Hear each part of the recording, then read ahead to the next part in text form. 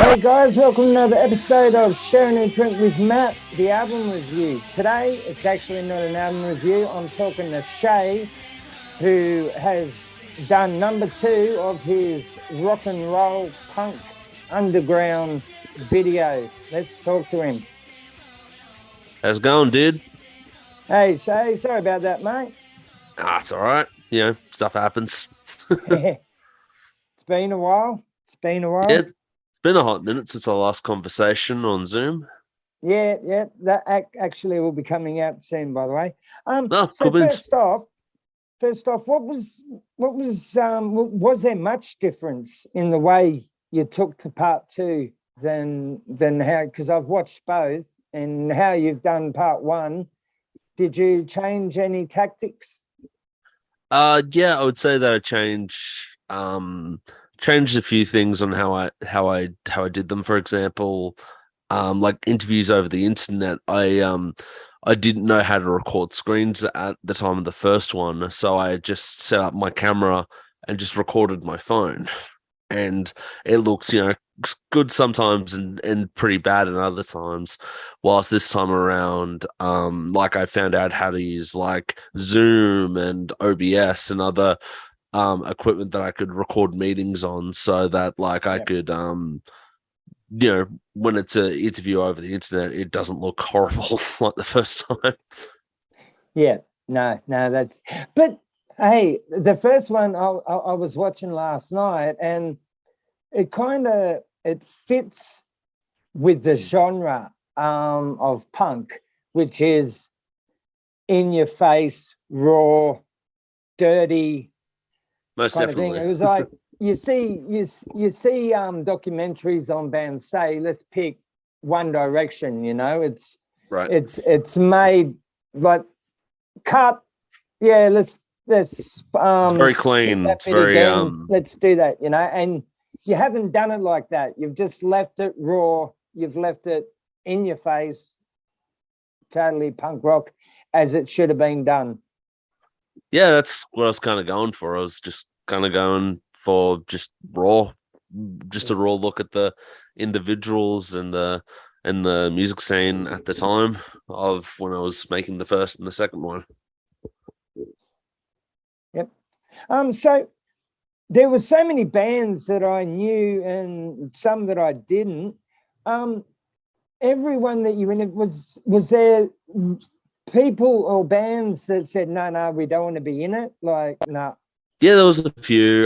There's a few bands that either weren't available or weren't interested for reasons. And that's totally fine. Like if you didn't want to be interviewed by me, then I'm not gonna cause a fuss. If you want to get interviewed by me and be in this doco, awesome. If you don't, that's fine. And obviously, some bands actually, for the first and the second one, actually asked me after I had interviewed them, "Hey, I'm not really that comfortable being in it anymore. Can you take me out?" And I was like, "No problem." And I took them out of the doco. Yeah. Wow. Was there many of them that did that? There's about 3. There's about 3 that asked, and they all had their own reasons, which is absolutely fine. I'm not going to force them to be in the movie if they don't want to be in the movie. Oh, for sure. Yeah. Well, it's your movie. Tell us about it. I made a so Unearthing the Underground Volume 2 is the sequel to Unearthing the Underground Volume 1. It's kind of similar to the first one. If you've seen the first one, it's like a montage kind of documentary of like question, answer. So for example, like if the question was, do you like apples or oranges? It would just cut to different people saying, oh, I love oranges. I hate oranges. Oh, they're okay. And over various subjects, there's some questions that have returned and some new questions. For example, like what is the underground? How did COVID affect the music scene and such? And so it's kind of similar, but it's similar, but it's different. And I've also tried to include not just punk. Like I also interviewed some metal bands, and I also interviewed some bands in the artier side of the underground. So I think it shows like think it shows a good spread of like, all the different stuff. Well, a slice of some of the cool stuff you can see if you go to an underground show. Yeah, definitely, definitely. Well, when I was it looked, yeah, well, okay, yeah, you actually answered that about how you did. It just the first one was grittier, definitely was grittier than the second one, but the second one was just like how much fun? How much fun was it? It was like because Oh, it was a lot. It was a lot of fun. I love interviewing people. I love editing stuff, and it was cool finding like the right combinations of people to add that can like work off each other. Like, for example, in the first one of the questions was what can be improved, and Sean the bastard was like, Scar can bugger off. And then the next person interviewed was a person in a Scar band. And that was unintentional. But when it was brought up to me, I was like, oh, I'm glad I kind of combined that to make it humorous if you're in the know. yeah, definitely. But yeah, to answer your question, it was a ton of fun to do. Yeah, it seemed like it. Did it take any longer doing the second one, or did you find it easier because you'd already done it? It did take longer, but that was just primarily because I interviewed a lot more people for this one. For the first one, I interviewed 33 bands. For this one, I interviewed 71 bands. Wow. So the sheer amount of content to like cut and stuff. But to answer your question, I did for the first one, I didn't kind of know what I was doing. I was winging it 99% of the time. Well, this one, because I had figured stuff out on the first one, it was easier to not make the same mistakes or not go down the wrong roads or whatever. But for this one, yeah, granted, I still made a ton of mistakes in it, but like I guess I'll have that in my pocket if I ever decide to make a third one. Yeah. Is there? I was going to ask that later on about a third one, but is there a lot of stuff on the cutting room floor? Is there stuff that you could even make a third one out of? Yeah, there's a ton of stuff. Like there was a lot of bands that unfortunately weren't in the movie that much that would have loved to have included a little bit more of. And of course there were some interviews that were on the cutting room floor that I couldn't use because of technical difficulties. I was interviewing someone at a gig, and we were right next to a band doing a sound check, and so you couldn't hear anything. You could just hear like distorted guitars, and all you could see was like you couldn't Yeah. hear anything. So that was one of the ideas of the cutting room floor. But there probably is something that could be made out of like all the stuff that's cut out. But I am eventually going to release all the full interviews from this doco. So if people are interested in watching like the full interview from Headbutt, for example, they can watch it. Yeah. I noticed. I thought I noticed, but you interviewed the Good Time Aussie Bogaliers. Yes. I was lucky enough to interview them for the first one, and that was a great interview. Great dudes. They are the funniest fucking guys I have actually ever met. Like when I interviewed them for my show, it was the whole time. It was just so laughter. Couldn't like these guys, the shit that comes out of their mouths. It was just like how do. Yeah, I was wondering why isn't the camera shaking? Shaye must have been pissing himself. That was a phone one. So like I okay, yeah, yeah, but yeah, they're all hilarious, and I love their albums, especially like if you need a bit of a motivation, them screaming in your ears gives you good motivation to do definitely. stuff. Definitely. So you're actually off to film some music this Sabi. Yeah, I'm off to Frankie's to film a band. They actually interviewed for this doco. I'm here going to to film Cheap Coffins at Frankie's. Oh Yeah, wow. which I'm looking forward to doing. This will probably be my last time filming at Frankie's. I'm going to try and get there next week before they close their doors. But Yeah. yeah, I'm looking forward to filming him again. Excellent. And what is that just going into the archives, like, or are you putting that out as? That's up to him because it's if I'm filming just for fun, then I'll put it up on YouTube unless the band tells me not to. Um, the last gig I filmed, I accidentally put out a set, and the band didn't want me to. Sorry about that. No. It was an honest mistake, but anyway, Yeah. that's beside the point. But yeah, if I'm getting paid to film it, I have to ask the band's permission to put it up online because they hired me to film it, so it's not my footage anymore. But yeah, if he's interested in using any of the footage, eventually some of it will go up online. Yeah. For sure. Was there any? Give us a bit of grit. Was there any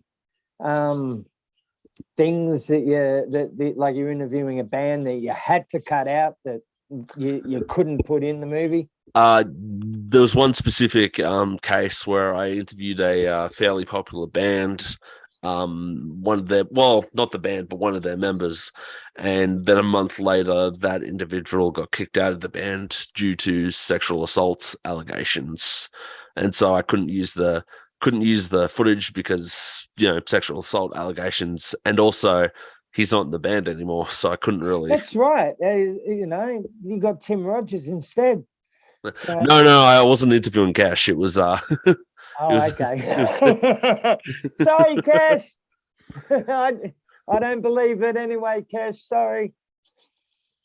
But yeah, that was probably the one instance of that. Like most of the other times, like all the bands were pretty easy to work with. Yeah, I got nothing to complain about. Like the only thing I guess I could complain about is public transport and stuff, but I love doing that anyway, and it's part of the job. So I'd just be complaining about nothing. Did for the movie, were you helped financially by anybody? No, or not really. It's I was all done on your back. Yeah, just all done on my back. I was lucky enough this time to have had a job, so I was able to help finance the movie a bit better than what was the first one, which I didn't really have a lot of money back then. So, but granted, I'm not I'm not super mega rich or anything right now with a job, but at least I had like a little bit of extra things that I could afford to hire some really cool artists, for example, to do illustrations for the second film. While the first film, it was a cool idea that I had, but I didn't really have enough finance to actually do it. So yeah. So what's next for Shaye? Obviously, you're not going to go straight back into doing another underground. What kind of movie would you like to put out next? Well, I've got some ideas for some like small docos that are like 15 to 20 minutes long that I feel like they could be really fun to do. Like I've got an idea, for example, to do a documentary, kind of like Unearthing the Underground, at least in style, with local record shops in Sydney.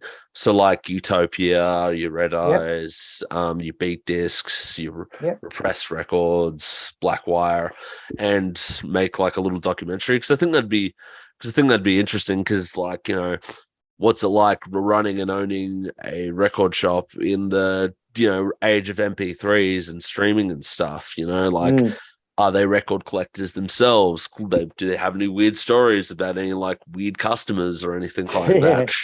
So I think that'd be an interesting documentary. And I also got some other ideas on the back burner, like an idea that I'm currently just planning out is a semi-fictionalized thing called DMWC Films Apocalyptic Variety Show, which is the idea basically is rage set during the post-apocalypse. So like a bunch of like, music videos and live performances, Mm. but the world keeps getting like more messed up, and eventually like the world blows up at the end of it. Okay, so you're thinking about doing a bit of non-fiction. Yeah, I'm also thinking about doing nonfiction. I've got some Magic. ideas that I've started to write down, but I need to need to get a wriggle on and actually you know sort it out. Yeah, yeah. Well, it hasn't. Like, how long since once you'd gotten everything together? How long did it take you to put it all together into the end result that we've got now? Well, whilst I was doing the interviews, I also edited the interviews. So I was always editing whilst I was filming so that I didn't have like, a huge list of like 71 bands, all the interview at once. So like if I interviewed a band the next day, I'd be watching that interview again and cutting out little segments and stuff. So it did really take like, again, by the time this comes out next week, it'll be 2 years since actually we've already passed the 2 year mark of me starting the sequel. Mm, Yeah. yeah, I And I bet do you want to that. make a third one, but not for a while. Not for a Yeah, while. yeah, no, definitely. I bet there'd be a lot of bands out there that can't wait to see the end product. Yeah, yeah. A lot of people who I've interviewed, who I've bumped into, have been like, "Oh, when's it coming out?" Or "I'm looking forward to the screening." So I'm looking forward to seeing how people react to it. Like people thought the first one was pretty good, so I'm hoping that people dig the second one. But right now, only a few people have actually seen it besides myself, and they've all given positive reactions. Like I showed it to you, you seem to like Yep, it. I showed it oh, I to loved it. showed it to Sam from Hugs, who worked on the audio, and he really liked it, and some actual other reviewers and stuff with reviews Mm. that are going to come out soon. So yeah, it seems like it's a positive reaction to the second one, and I'm looking forward to finally seeing like what the mass audience feels like. It's exciting and terrifying at the same time. Oh, for sure, definitely. So when it comes out, what platforms is it coming out on? So we're gonna do a couple of screenings, and then like the first one, we're gonna do a DVD run. We've hit some roadblocks in there where we've still got to actually like lay out the DVD art and stuff and sort out that. So the DVD will come out a little bit later than the movie screenings, unfortunately, but it'll have a DVD run, and then. It'll have a DVD run. I'm going to submit it to a couple of film festivals. Hopefully it gets in. If it does, cool. If it doesn't, at least I gave it a crack. Oh, And mate. then eventually it'll be up on YouTube for anyone and everyone to watch, because I want anyone and everyone to watch the movie. Like, and YouTube is a great platform, and Yeah, people can watch it. If you're in Argentina and are interested in Aussie punk for some reason, here's a doco about it. yeah, yeah. Well, and it's I've seen a few punk documentaries, but they've they've always been about, okay, in Australia, Radio Birdman or the Saints, Mm. or you know what I mean. Great I've docos. never really seen anything about what's going on now, what's happening now. Yeah, It's like the punk's been forgotten in the film yeah, industry, and yeah. it, There is a lot of stuff that's like on the past and stuff, and I kind of wanted to I just wanted to set out to show the now or then, I guess. yeah, yeah, yeah. Wait 1 second. Yes, because you're waking everyone up. Oh, sorry about that. The missus just asked me a question. That's totally fine. Yeah, yeah. Yeah. There's, oh my god. How many bands did you say are actually on the? the first one there was 33, and And the 70 second on one, the second one. yes, 70. I think maybe 72. I think maybe. Yeah. But either way, it's past. It's 70. Maybe there's 71 or 72. But I definitely concrete know that I interviewed 70 Yeah. bands or like people connected to the scene, because I did interview some people who weren't And unnecessarily you in interviewed a bands. fair bit from the first, the same bands that you interviewed on the first one. You've re-interviewed them on the second one? No, I haven't. One of the things that I wanted to do was that I didn't want to have any repeats. Granted, there are members who I'd in other bands who I'd previously interviewed who were like, for example, Glenn from 12 Gauge Rampage. I interviewed him for the first one as a member of 12 Gauge Rampage and his booking company. I've forgotten what it's called, but yeah, I was interviewing him in that context. And then when I interviewed the band, the Shit Tinnies, he was a member of the band at that point, so he just happened to be re-interviewed. Or another one is Matty Hughes from Colonel Slamders. I interviewed him in Colonel Slamders, and he was also briefly in Two Faced. And when I interviewed Two Faced, he also happened to be in the doco again because he was the guitarist at the time. Yeah. Yeah, excellent. So what to kind of just finish it, just give us a spiel. Like there's not many more questions I can ask about it. So just finish it off with a so if you're interested in the film, Unearthing the Underground Volume 2. We are doing a couple of screenings next week at 9th in Diamond Dogs in Dapto, 10th at Monster Mouse in Sydney, and the 11th at a venue called the High Street Social in Penrith. And if you want to come down, please do. For the Dapto and Sydenham screenings, it's $10 entry, but for the Penrith one, it's only a gold coin. And also, what we'll be doing, because some bands were lovely enough to donate some merchandise and stuff, we're going to be raffling off some cool merchant stuff. So you'll be able to get some cool merch from The Rejected and Russ and other bands that I can't think of right now. But yeah, it should be a good time. And if you want to watch Unearthing the Underground Volume 1 or any of my other videography / filmmaking things, you can look me up on YouTube at DMWC Films and also on Instagram and Facebook at DMWC Films. And if you want to ask me to film something for you, hit me up at any of those or email me at dmwcfilms@gmail.com. Excellent. Well, Shaye, you did brilliant on the first one. You've upped the ante on the second one. Guys, God help me on the third one. Guys, if you get the chance, go to these venues, watch the movie. I promise you'll be stoked.